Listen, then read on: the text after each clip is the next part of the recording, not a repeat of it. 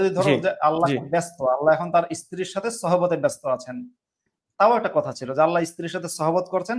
আল্লাহ সহবতের longevity বা duration হচ্ছে মানে মাদ্রাসার মুসলমান হুজুরদের মতো না যে 30 সেকেন্ড বা 40 সেকেন্ড। আল্লাহ সহবতের লংজিভিটি আমি ধরলাম যে 50 লক্ষ বছর বা 1000 বা আচ্ছা 100 বছর, কিংবা আমি আরো কমিয়ে ধরলাম যে আল্লাহ সহবতের ব্যাপ্তি হচ্ছে 5 বছর। 5 বছর ধরে আল্লাহ সহবত চলবে।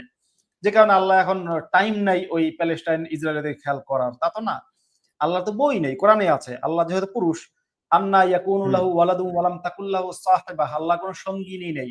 সাহিবাতুন আছে, সাহিবুন নেই। মানে সাহিবাতুন মানে হচ্ছে তার কোনো সঙ্গিনী, মানে কোনো ফিমেল কম্পেনিয়ন নেই, তার কোনো সঙ্গিনী নেই, গার্লফ্রেন্ড নেই। জি তার মানে আল্লাহ পুরুষ, এটা বোঝা যায়। তা আল্লাহ পুরুষ, যাই হোক, আল্লাহ না হয় ইমান দণ্ড নেই, তা আল্লাহ লাগালাগি করে না। তা আল্লাহ যে লাগালাগি করে না, তাহলে তার ব্যস্ততা কিসের রে ভাই? যদি মাসুদ ভাই আজকে যেভাবে বলছেন ভাই আপনার উপর গজব পড়ার কথা, কিন্তু আমার সংশয় বেড়ে যাচ্ছে যে আপনার উপর না পড়ে ফিলিস্তিনের উপর পড়ছে, মানে গাজায় পড়ছে গজব। ব্যাপারটা আসলে আল্লাহ কি আর লাইনচ্যুত হয়ে আর গেলেন কিনা? সবচেয়ে আর সবচেয়ে ফানি থিং হচ্ছে, ইসরায়েল যখন প্যালেস্টাইনে অ্যাটাক শুরু করলো, তৎকালীন সময়ের ইরানের প্রেসিডেন্ট ইব্রাহিম রাইসি সে ইসরায়েলের বিরুদ্ধে একের পর এক হুঙ্কার দেওয়া শুরু করলো, ইসরায়েলকে এই করে দেবো সেই করে দেবো, হুঙ্কার দিল। এখন আল্লাহ গজব নাজিল করলো নেতানিয়াহুর উপরে, গজবটা ভুল করে গিয়ে ইব্রাহিম রাইসির উপরে পড়লো, ইব্রাহিম রাইসি হেলিকপ্টার দুর্ঘটনায় মারা গেল, নেতানিয়াহু বেঁচে আছে। মানে আল্লাহ কি, ওই যে একটা সিনেমা দেখেছিলাম, একটা হিন্দি সিনেমা দেখেছিলাম, আজরাইলকে মানে ও ওই হিন্দুদের হিন্দুদের যে দেবদূত বলে, যে মানুষের যান কবজ করার জন্য যে দূতকে পাঠানো হয়, তো সেই দেবদূত এসছে, ওখানে দেবদূত থাকে সম্ভবত সঞ্জয় দত্ত।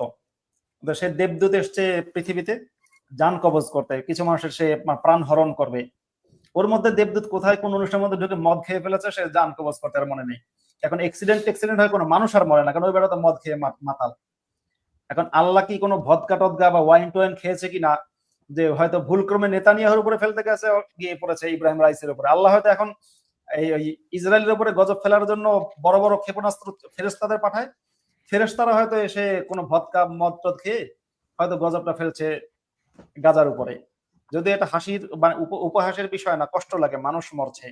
সেই নজরুলের কবিতায় আছে না, যে হিন্দু না মুসলিম ওরা জিজ্ঞাসে কোনজন, কান্ডারি বলো ডুবেছে মানুষ সন্তান মোর মার। আমার মায়ের সন্তানরা মরছে, আমার মায়েরা মরছে, আমার বোনেরা মরছে, আমার ভাইরা মরছে, আমার বাবারা মরছে গাজায়, এবং ইসরায়েলিদেরকে ওরা খুন করেছে। তা মোট কথা মারা যাচ্ছে মানুষ। কিন্তু এখানে এই যে যারা মারা যাচ্ছে তাদের এই মৃত্যুর কারণটা কিন্তু সেই বিশ্বাসের ভাইরাস, একটা বিশ্বাস।